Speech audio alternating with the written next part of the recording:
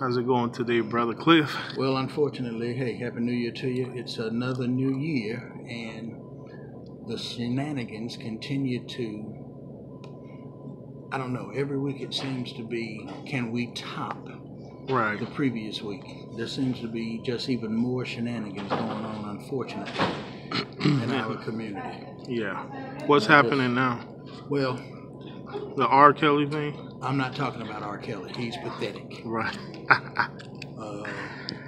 Really, it's been a string of things that seem to, the stench of cowardice in our community is just, I mean, it's got to be touching the nostrils of God at this point. I mean, wow. The McDonald's situation. Oh, some of you have seen some of my videos before where I talk about the Florida thing. Right.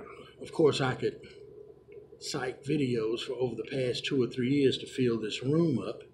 Right. But the unique thing about this one, I'm thinking, okay, there's some black guys involved in this. They did nothing. At McDonald's. This guy grabbed this young lady at McDonald's. Yeah, so explain the whole story for those people who may not have known. I feel like I'm behind the 8 ball. The story's gone viral, but there was a young black girl at a McDonald's, I believe in St. Petersburg, Florida. Okay. Over a white homeless man came in, and he didn't look homeless, but they say he was, according to the reports I've read. But anyway, over a straw. She didn't give him a straw. There was some type of argument. Even if it was that, I don't even think it was really an argument. He got upset. Next thing you know, he grabs her in the chest area and yanks her practically almost across the counter. Wow. There are 2 or 3 black guys, if you see the video. Their initial thing is to run toward the girl and get her off of him. You do see at the tail end where a black guy comes around the front. Right. To stop him.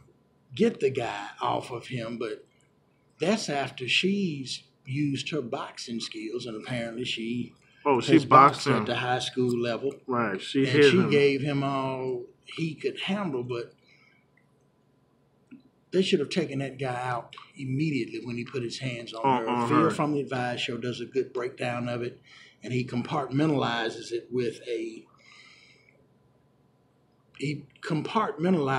generationally. And what I mean by that is, even I didn't think about this before, but he talks about the millennials. Right.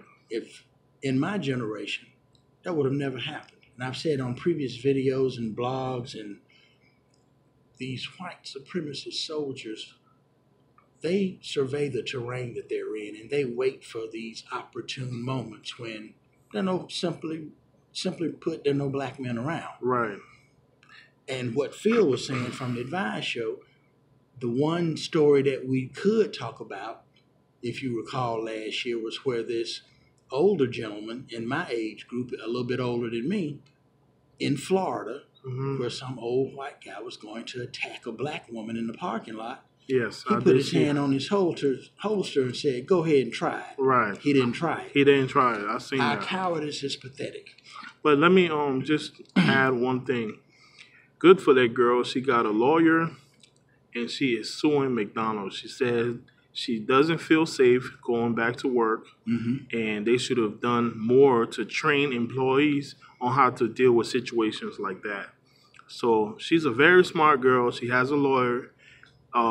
McDonald's did not fire her, by the way, but she's not going back to work. And the guy did spend the night, New Year's Eve night in jail. Yeah. But it just goes to show you, to the bigger picture, our black men are pathetic. I think she should be suing both the guy and McDonald's, not just McDonald's. No, he's a homeless guy. I don't know about all that, but certainly. He's a homeless guy? Yeah. According to reports, he is homeless. Oh, my God. So another reason for him. But even with all of that, isn't it interesting that he didn't care about that? Right. And even with his actions, in the video, you see where he is demanding, after he's physically accosted her, he's demanding that the manager fire her. Okay. So, okay, another cowardice point. I know you don't want to speak on R. Kelly's situation. No, I don't. He's pathetic. I'm gonna say one thing. R. Kelly deserves everything he's getting. However, I feel like Harvey Weinstein, and Hugh Hefner before he died, and all these people who are doing the same exact thing, they should get the same exact results. They shouldn't just bring only black men, bad black men, under fire, and then leave white men who do even worse things. Well, what country are we living in? Look at the Catholic priests. Do you know how many priests are under scandal? And they govern themselves. Right, but nothing comes about it. And these priests are messing with boys, young little boys or girls or whatever the case. And that's basically child molestation, or I don't know how you want to put it. They govern themselves. Yeah, that's how powerful they are. Right, but I'm saying, well, I understand what you're saying. I'm being somewhat facetious, but it's unfair. But I'm being facetious to the point to where, like I've pointed out in my upcoming book, if you are a black male, we can cite athletes, entertainers, you name it. Right. Bill Cosby would be a prime example. Exactly. We could cite other situations with Hunt, the football player from Kansas City. We can cite what happened to Hardy, who used to play for the Panthers right here in Charlotte. Wow. The point I'm making, and other people on social media and in the black consciousness community have made, you're going to realize, black male, despite your money, and despite your so-called, you are not a white male. Basically, it goes when back. Will you realize it goes back to you just a nigga. I don't care what. You may have so much money. If you do the wrong thing, you could you're gonna go down. But I think it's only fair that if this country wants to be fair, and the media, they're not going to be fair. They're not going to be fair. This country is not going to be fair. We already know that. This country is never going to be fair. They're never. This country, it's 2019, and I believe there is still penmanship printed on the printed document, still verbiage in the Constitution that says we are second class, subpar. Okay. Despite let's jump into the next thing. So basically, you talked briefly about Ghana's situation with the statue. Pathetic. You want to give a one-liner on that, and for us to talk about what I want to talk about today. My thesis would kind of be the cowardice of black men. I've already talked about it with the McDonald's situation. Now we go overseas, right, and we see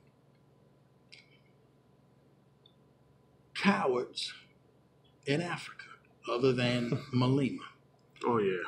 Now I'm not going to get into it right now because it'd be a debate that wouldn't even be worth a debate. I ain't going to debate you. The founding fathers of colonialism in Africa have caused so much chaos and ridiculousness. It blows my mind that African countries, which should be governing themselves, still have some type of cowardice, spineless fear running through them to where they still allow outside colonialist mindsets to control and dictate their people. Yeah. That is pathetic. I mean, Malema should have every black president of every country in Africa, which come is just together, about all black. They should be on his side 100%. There should be no schism. That's true. Because your common enemy, African countries, is still your European colonial mindset type of people, and America too. I mean, basically, the white man. Just put it that way. Essentially, that's what you've got, and India can pick up a phone call and say, "You better put that statue back, or else." Chinese, they've got certain things that they're doing in certain countries in Africa, where they are establishing their own. Let's talk about his statues. What's the big significance? You got a nation of people that don't want a damn statue in the country anyways. What's the purpose of having this statue?